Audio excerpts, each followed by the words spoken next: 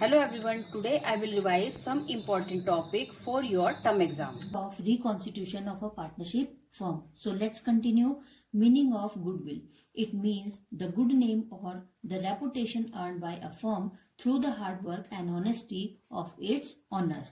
If a firm render good service to the customer who feel satisfied will come again and again, and the firm will be able to earn more profit in future. Its meaning, goodwill is a reputation and a good name. It is result as a profit in the future or of a partnership firm. So if a firm render good service or a good product, अगर कोई firm बहुत ज्यादा अपनी services को customers तक easily provide करती है और बहुत ज्यादा उनको फैसिलिटी प्रोवाइड करती है जिससे कस्टमर्स को बहुत ज्यादा सेटिस्फेक्शन होता है, या जो कंपनी प्रोडक्ट प्रिपेयर कर रही है उन प्रोडक्ट के लिए भी एक सेटिस्फेक्शन है कस्टमर्स के लिए, तो वहां पर धीरे धीरे उसकी ये स्टेबिलिटी, उसकी ये प्रोफिशिएंसी वहां पर उसको मार्केट में एबल करेगी और मार्केट में धीरे धीरे उसका नॉर्मल प्रॉफिट सुपर प्रॉफिट में कन्वर्ट होने लगेगा, जो उसके फ्यूचर में उसको मिलेगा. It is an intangible asset. यह एक इंटेंजिबल एसेट है. It is generally observe that when a person pay for goodwill he she पे for something which places him in the position of being able to earn super profit as compared to the profit earned by other firm in the same industry. अब वहां पर हम इसको कैसे comparison कर सकते हैं, कैसे पता लगा सकते हैं कि जब कोई सेम इंडस्ट्री, अगर ए मैन्युफैक्चर कर रहा है किसी प्रोडक्ट को और बी भी सेम मैन्युफैक्चरिंग इंडस्ट्री है, लेकिन दोनों के रेपुटेशन में, दोनों के एसेट्स में बहुत ज्यादा डिफरेंसेस हैं. ए वेल स्टेबल है, कस्टमर्स का बहुत ज्यादा बिलीव है कंपनी के ऊपर, कंपनी की गुडविल बहुत अच्छी है मार्केट में, कस्टमर्स उसकी जो सर्विस है या जो उसके प्रोडक्ट है उसके लिए वो बहुत खुश हैं और कंपनी पर अपना पैसा भी कहीं ना कहीं इन्वेस्ट करना चाहते हैं या इन फ्यूचर कर सकते हैं. क्वालिटी की वहां पर उनकी जो प्रॉब्लम्स है उनको कंपनी फेस करती है या सॉल्यूशन उनके सॉर्ट आउट करती है. तो इस तरह से जब सेम इंडस्ट्री कंपनी में, तो उसने यहाँ पर कहा जा रहा है कि अगर सेम इंडस्ट्री में हम इसके डिफरेंसेस को चेक करना चाहें तो क्या वो चेक किए जा सकते हैं, तो वहां पर चेक किए जा सकते हैं. अगर कोई फर्म, कंपनी या इंडस्ट्री अपने गुड वर्क को मेंटेन करती है, स्टेबिलिटी लाती है अपने काम में और एक कस्टमर्स के मार्केट में अपने आप को स्टेबल करती है, एक रेपुटेशन बना देती है और कस्टमर धीरे धीरे उस पर बिलीव करने लग जाता है, तो वही उसकी रेपुटेशन, वही उसका गुड नेम और फेम उसको एक अलग अमाउंट प्रोवाइड करेगा इन फ्यूचर, जिसे हम गुडविल कहते हैं. यही गुडविल हमारे प्रॉफिट में होती है, लेकिन जिसे हम हिडन गुडविल के नाम से जानते हैं. It is generally observe that when a person pay for goodwill he she pays for something which place him in position of being able to earn super profit as compare to the profit earn by other firm in same industry. और वहां पर एक normal profit से जब हमें super profit calculate होने लग जाएगा, सुपर प्रॉफिट अचीव होगा, तो वहां से हमें पता चलने शुरू हो जाता है कि हम अब गुडविल में आ चुके हैं और हमारी फर्म जो है वो रेपुटेशन है और मार्केट का गुड नेम और फेम दोनों बन चुके हैं मार्केट के अंदर. Factors affecting the value of goodwill. कौन कौन से फैक्टर्स हैं जिससे गुडविल अफेक्ट होती है? Nature of business. सबसे पहले डिपेंड करता है कि हम किस तरह के बिजनेस को करते हैं. Second is location. लोकेशन, हमारी जो इंडस्ट्री है, हमारा जो मैन्युफैक्चरिंग इंडस्ट्री है, हमारी जो प्लेसेस हैं अपने ऑफिस के लिए, मैन्युफैक्चरिंग के लिए, वो सब कहाँ पर है, ये भी लोकेशन बहुत ज्यादा इंपॉर्टेंट है हमारी गुडविल में. Third is efficiency of management, कि अगर हमारी एफिशिएंसी, मैनेजमेंट में बहुत ज्यादा एफिशिएंसी है, कस्टमर सपोज एक फर्म है जो सर्विस प्रोवाइड करती है किसी चीज की और वहां से जो भी क्वेरी कस्टमर्स की है उसको धीरे धीरे और time to time sort out करते रहते हैं, उनकी प्रॉब्लम को शॉर्ट आउट करते हैं, उनको एक गुड क्वालिटी या गुड सर्विस को और हम कैसे अच्छा बना सकते हैं, इन सभी चीजों के व्यूज वहां से कलेक्ट किए जाते हैं, उनके ओपिनियन सुने जाते हैं. तो उससे धीरे धीरे क्या होता है, एक मैनेजमेंट पे जो कस्टमर्स की जो एक बिलीव होता है वो बनने लग जाता है और जिससे एक मैनेजमेंट भी बहुत ज्यादा एक मोटिवेशन होता है, मोटिवेटेड पार्ट होता है हमारे गुडविल को अर्न करने के लिए.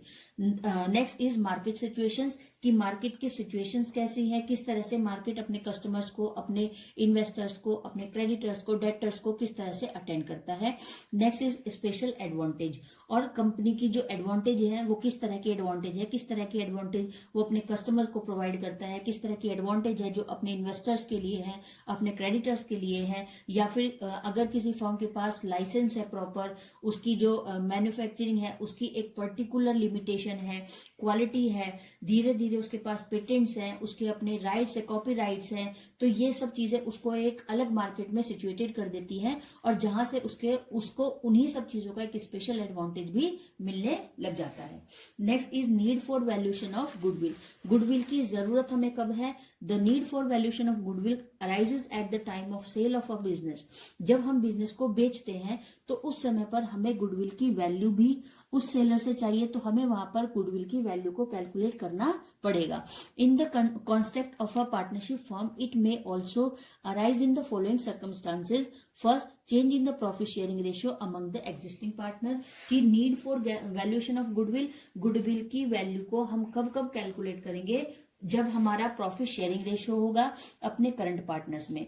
Third, admission of a new partner, retirement और death of a partner, dissolution of a firm involving sale of business on a going concern, amalgamation of partnership firm.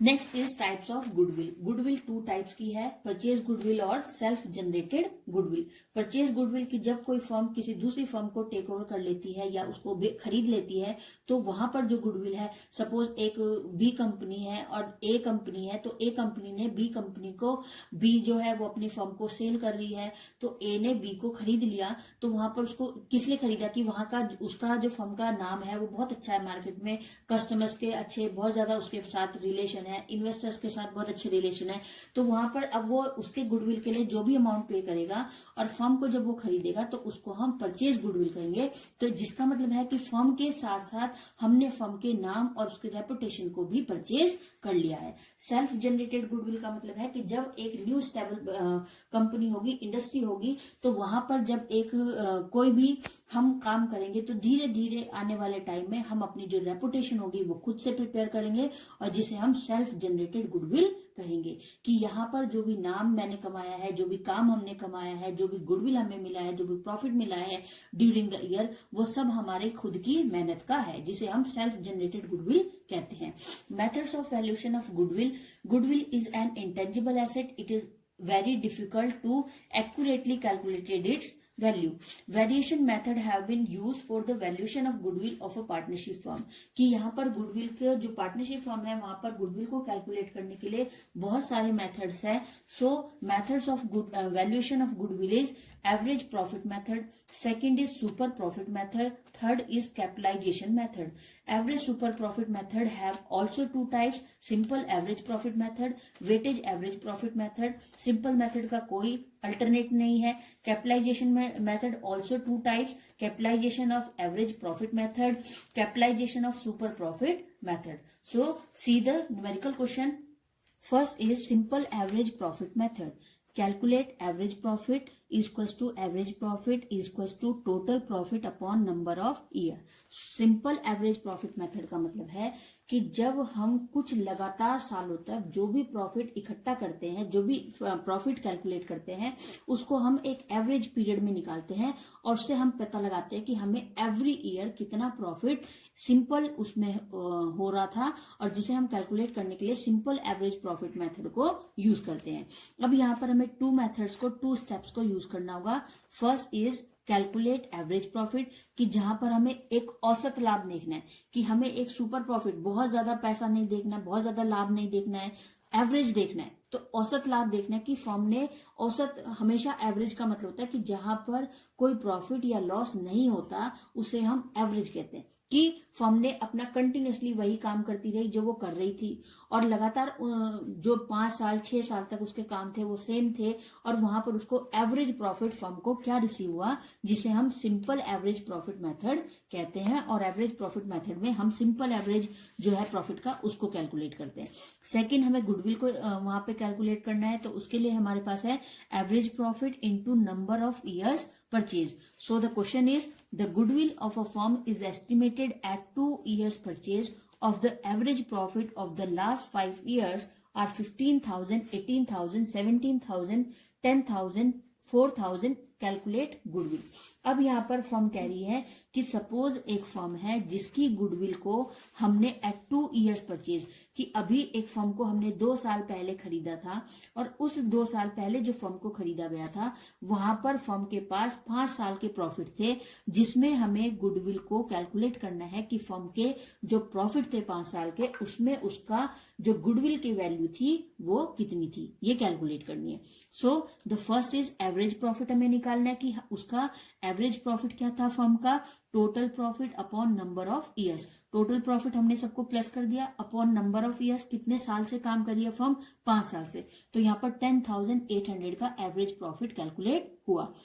Goodwill, अब यहाँ पर 10,800 की जो गुडविल है, गुडविल को हमें कैलकुलेट करना है कि अब 5 साल के प्रॉफिट में फर्म की जो गुडविल है वो कितनी है, कितने साल की, 2 साल की गुडविल यहाँ पर पूछी गई है कि goodwill of a firm is estimated at 2 years, कि जो गुडविल है फर्म की आपको 2 साल की गुडविल को वहां पर कैलकुलेट करना है।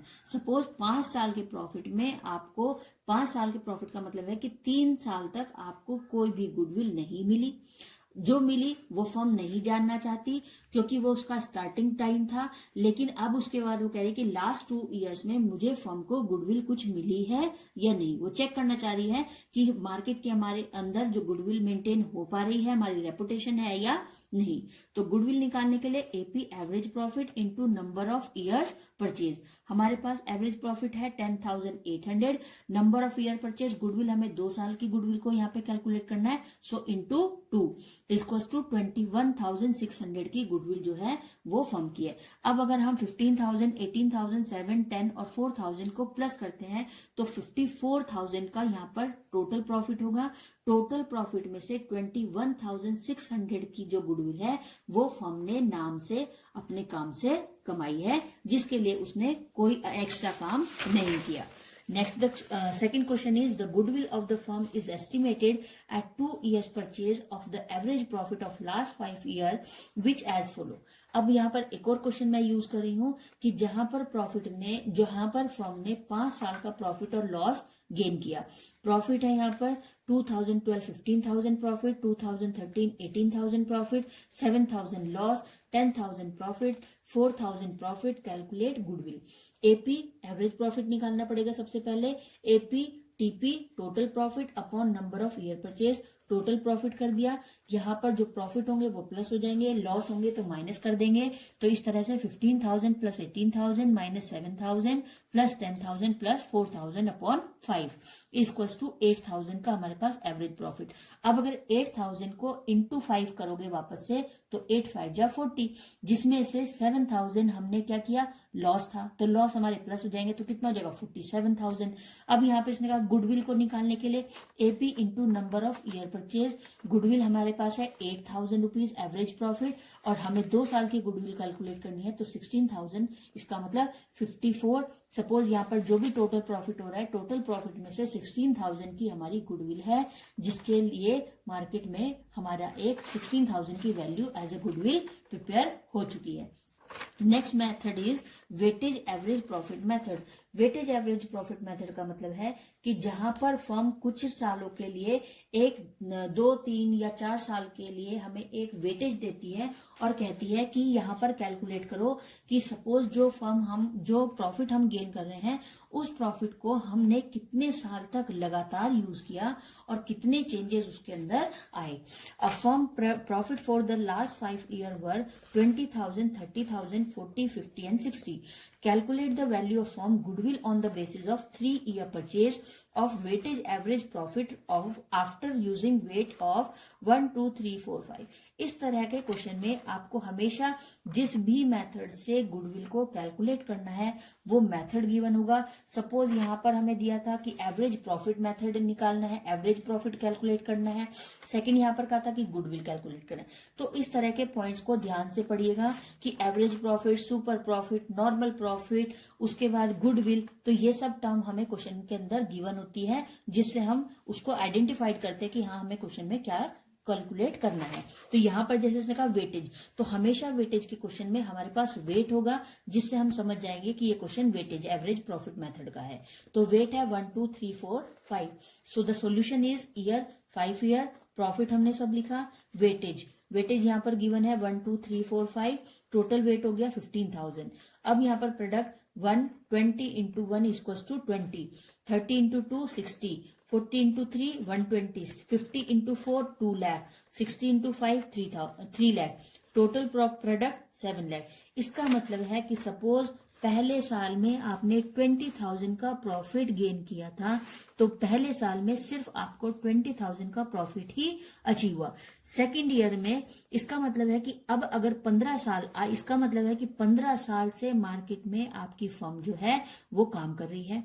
15 साल में 20,000 रुपए का प्रॉफिट सिर्फ आपको एक बार मिला, 60,000 का प्रॉफिट आपको 2 साल मिला, 1,20,000 का प्रॉफिट आपको 3 साल तक लगातार मिलता रहा, 2 लाख का प्रॉफिट आपको 4 साल तक लगातार मिला, और 3 लाख का प्रॉफिट आपको 5 साल में सेम मिलता रहा। तो टोटल 15 साल में आपने कितना गुडविल से प्रॉफिट गेन किया, वो है 7 lakh rupees. Weightage average profit equals to TP, total product upon total wait.